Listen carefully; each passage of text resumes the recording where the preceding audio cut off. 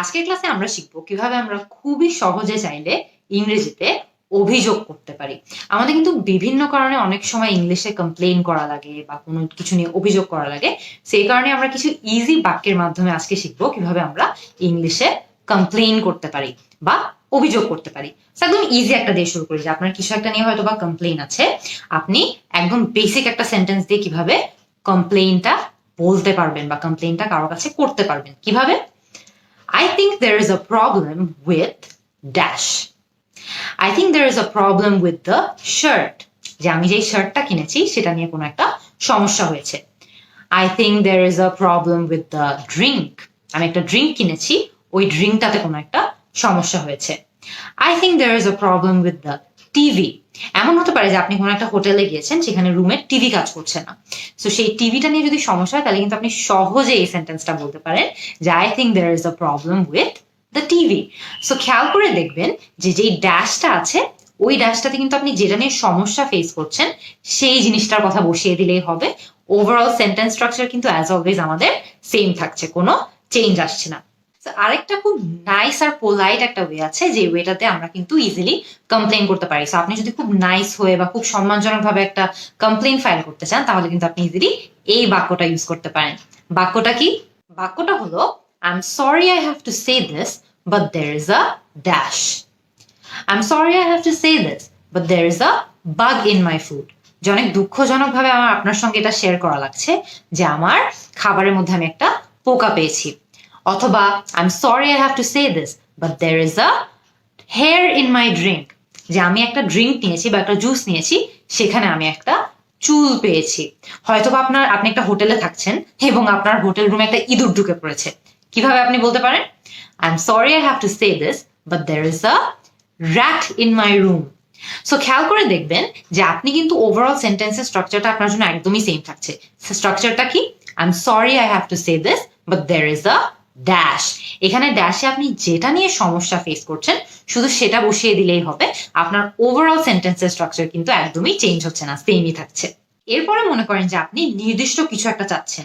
হয়তোবা আপনি চাচ্ছেন যে আপনাকে ম্যানেজারের সঙ্গে কথা বলিয়ে দেওয়া হোক, হয়তোবা চাচ্ছেন আপনার টাকাটা ফেরত দেওয়া হোক, হয়তোবা চাচ্ছেন যে আপনার খাবারে যে সমস্যা হয়েছে আপনার খাবারটা রিপ্লেস করে দেওয়া হোক। আপনি কিভাবে সেটা বলতে পারেন? Could you please dash? Could you please reimburse me? মানে আমার টাকাটা কি আমাকে ফেরত দেওয়া যাবে? Could you please replace my food? আমার খাবারটা কি রিপ্লেস করে দেওয়া যাবে? Could you please connect me with the manager? যে আমাকে কি ম্যানেজারের সঙ্গে কানেক্ট করে দেওয়া যাবে? সো খেয়াল করে দেখবেন যে ম্যানেজারের সঙ্গে কানেক্ট করে দেওয়া বা খাবার রিপ্লেস করে দেওয়া বা টাকা ফেরত দেওয়া এরকম অনেক ধরনের সমস্যা কিন্তু আপনি ফেস করতে পারেন। আপনি হয়তো বা এর বাইরেও অন্য কোনো সমস্যা ফেস করতে পারেন। So could you please dash, এই স্ট্রাকচারে আপনি ড্যাশে জাস্ট আপনার সমস্যাটা বসাবেন আর বাকি সবকিছু সেম থাকবে। আপনার অনুযায়ী আপনি যেই সমস্যা ফেস করছেন হয়তো বা এর ভিন্ন সমস্যা হতে পারে, সেই সমস্যাটার কথা বসিয়ে দিলেই কিন্তু হবে, সেন্টেন্সের স্ট্রাকচার একদম সেম থাকবে। হয়তো আপনি কারো বিরুদ্ধে কমপ্লেইন করতে চান, সেটা কিভাবে করতে পারেন? I would like to file a complaint against dash. I'd like to file a complaint against the waiter. যে আমি ওয়েটারের বিরুদ্ধে কমপ্লেইন করতে চাই। I'd like to file a complaint against the manager. যে আমি ম্যানেজারের বিরুদ্ধে কমপ্লেইন করতে চাই। সো খেয়াল করে দেখবেন আপনি যার বিরুদ্ধে কমপ্লেইন করতে চাচ্ছেন শুধু তার কথাটা কিন্তু ব্ল্যাঙ্কে বসিয়ে দিলে হবে। আপনার পুরো সেন্টেন্সের স্ট্রাকচারটা অ্যাজ অলওয়েজ সেম থাকছে। স্ট্রাকচারটা কি? I would like to file a complaint against dash. ড্যাশে যার বিরুদ্ধে কমপ্লেইন করছেন শুধু সেটা বসিয়ে দিবেন আর আপনার কাজটা কিন্তু সেখানেই হয়ে যাবে। এরপরে মনে করেন আপনি বলতে চান যে একটা সমস্যা অনেকক্ষণ ধরে সমাধান হয়নি, সেটা আনএক্সেপ্টেবল বা সেটা একদমই গ্রহণযোগ্য নয়। কিভাবে বলতে পারেন? It is dash that the problem has not been solved yet. It is unacceptable that the problem has not been solved yet. অথবা it's unfortunate that the problem has not been solved yet. অথবা আপনি এটাও বলতে পারেন, it is regrettable that the problem has not been solved it. So খেয়াল করে দেখবেন যে অনেক সময় এমন হয় যে একটা সমস্যা হয়েছে and সমস্যাটা সলভ করা হয়নি বা সময় মতো সলভ করা হয়নি and আপনি বলতে চান যে এটা একেবারেই অ্যাকসেপ্টেবল না বা একেবারেই গ্রহণযোগ্য না, সেটা কিন্তু ইজিলি আপনি এই একটা বাক্যের মাধ্যমেই বলতে পারেন। ড্যাশে জাস্ট আপনি আনফরচুনেট বসাতে চাইলে আনফরচুনেট বসাবেন, আনএক্সেপ্টেবল বসাতে চাইলে আনএক্সেপ্টেবল বসাবেন। কিন্তু অনেক সময় যখন প্রবলেম সলভ করতে অনেক লেট হয়, আমরা কিন্তু এটা বলতে চাই যে এত দেরি করছেন, এটা কিন্তু একদমই অ্যাকসেপ্টেবল না। তখন কিন্তু আমরা সহজেই এই বাক্যটা ইউজ করতে পারি। এরপর মনে করেন আপনি যেই ব্যক্তির বিরুদ্ধে কমপ্লেন করছেন বা অভিযোগ করছেন, সে আসলে কি করেছে সেটা বলতে চান। সেটা কিভাবে ইংলিশে বলতে পারেন?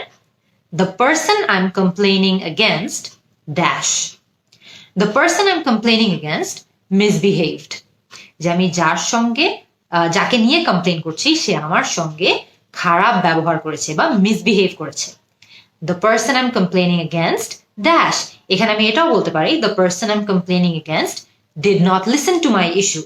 যে আমার একটা সমস্যা হয়েছিল, আমি তাকে এটা সম্পর্কে বলেছিলাম, কিন্তু সে আমার কথাটা শুনেনি বা সে আমার ইস্যু সম্পর্কে শুনেনি, আমি এই কারণে তার বিরুদ্ধে কমপ্লেন করছি।